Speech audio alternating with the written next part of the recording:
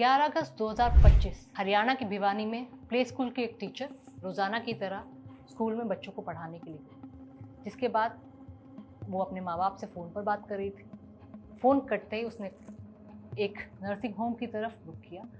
अपने पापा से उसने ये कहा था कि मैं थोड़ी देर में आपसे बात करती हूँ, नर्सिंग होम पे जाकर ज़रा एडमिशन की बात करूँ। फिर फ़ोन कट गया, लेकिन उसके बाद वो फ़ोन दोबारा कभी आया ही नहीं।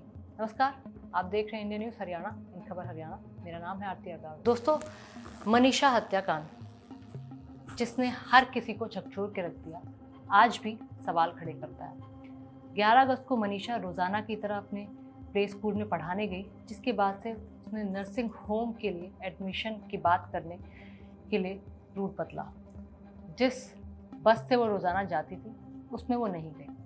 उसके बाद जब कुछ घंटे बाद बेटी नहीं लौटी तो माँ बाप रोने लगे। माँ बाप भिवानी चौकी गए, जहाँ पर उन्होंने रिपोर्ट लिखाई कि उनकी बेटी अभी तक वापस नहीं लौटी है, जिस पर पुलिस ने जवाब दिया कि किसी के साथ भाग गई होगी, वापस आ जाएगी। 2 दिन बीत जाने के बाद भी पुलिस की तरफ से रिपोर्ट नहीं लिखी गई, लेकिन 2 दिन बाद 13 अगस्त को मनीषा का शव एक खेत के पास एक जंगल और सुनसान इलाके में मिला, जिसने तमाम सवाल पुलिस और प्रशासन पर भी खड़े कर दिए।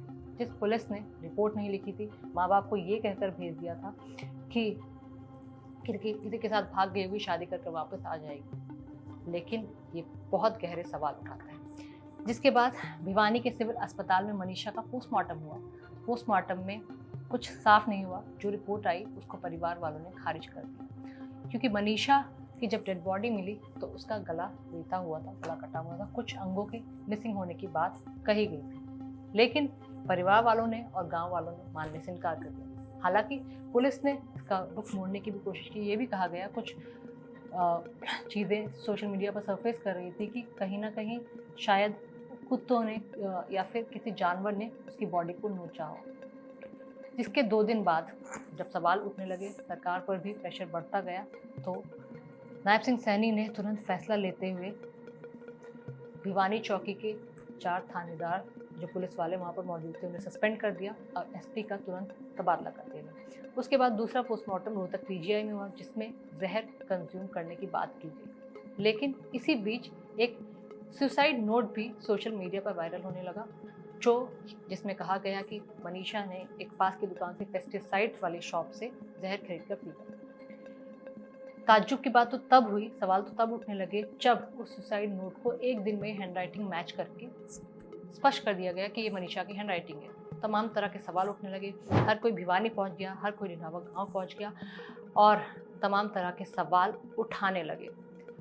चाहे सोशल मीडिया इन्फ्लुएंसर हो या फिर कोई यूट्यूबर हो या फिर हरियाणा के बड़े बड़े आर्टिस्ट हो, हर किसी ने सोशल मीडिया का रुख करके ये बताने की कोशिश की कि हम हरियाणा की इस बेटी के साथ हैं और मनीषा को न्याय मिलना चाहिए। नायब सिंह सैनी सरकार पर और प्रेशर बढ़ा और जब दूसरी पोस्टमार्टम रिपोर्ट को भी खारिज कर दिया गया तो ये केस सीबीआई को सौंपना पड़ा। सीबीआई को सौंपने के बाद all India institute of medical science यानी दिल्ली में मनीषा का पोस्टमार्टम हुआ, जिसकी रिपोर्ट अभी भी गोपनीय है। जिसके बाद सीबीआई की 5 सदस्यों की टीम, जिसे दिल्ली के ऑफिसर लीड कर रहे हैं, 3 सितंबर को भिवानी पहुंची। 3 सितंबर को भिवानी पहुंचने के बाद 3 दिन तक वो लोग रेस्ट हाउस में रहे। तमाम तरह के डॉक्यूमेंटेशन जो प्रोसेस थे वो पूरे किए।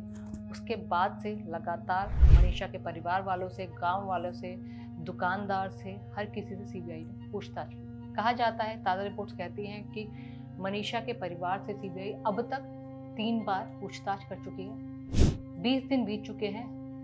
सीबीआई लगातार भिवानी में मौजूद है, हर एक साक्ष्य जुटाने की कोशिश कर रही है और इस केस को, जिसने पूरे हरियाणा को एक तरह से एक साथ लाकर खड़ा कर दिया था और झकझोर के रख दिया था, और हर कोई सवाल उठा रहा है कि कब मनीषा को न्याय मिलेगा। ये जो गुत्थी हत्या और आत्महत्या के बीच में उलझी हुई है, ये कब सुलझ पाएगी। फिलहाल सीबीआई भिवानी में है।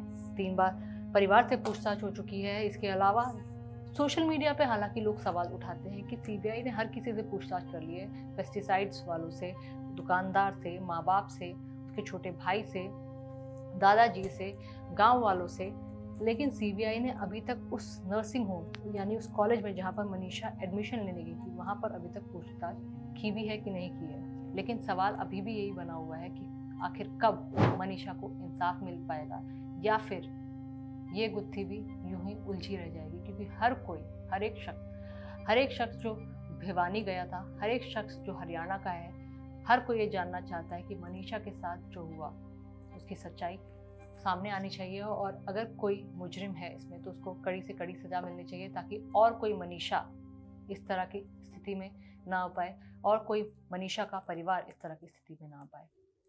नमस्कार।